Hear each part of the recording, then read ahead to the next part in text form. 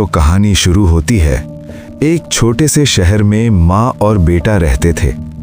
गरीबी इतनी ज्यादा थी कि माँ दूसरों के घरों में काम करके अपने घर का खर्च चलाती थी।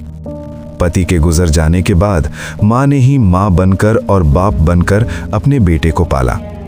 उसका बेटा अमन छोटा था लेकिन बहुत समझदार। माँ की हर बात मानता था। उसकी आंखों में कभी शिकायत नहीं देखी। एक दिन माँ अपने घर की चौखट पर बैठी थी। सामने अमन दोस्तों के साथ खेल रहा था। माँ उसे देखकर मुस्कुरा रही थी। तभी अचानक खेलते खेलते अमन गिर पड़ा।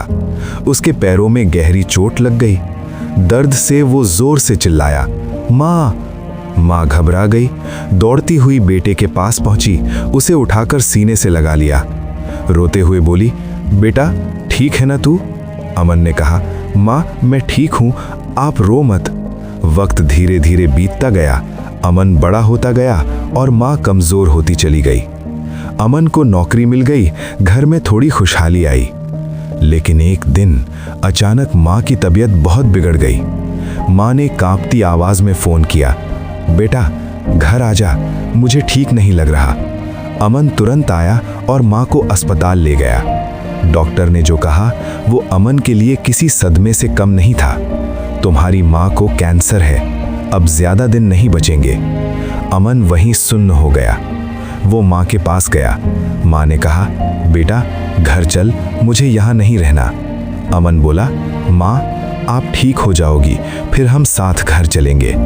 ये कहते कहते अमन फूट फूट कर रो पड़ा। माँ अमन की आंखों की आंसू को देखकर समझ गई। माँ ने उसके आंसू पोंछे और धीरे से कहा, बेटा एक न एक दिन तो मुझे जाना ही था। मेरा साथ तेरे लिए बस यहाँ तक ही था। अमन माँ से लिपट गया।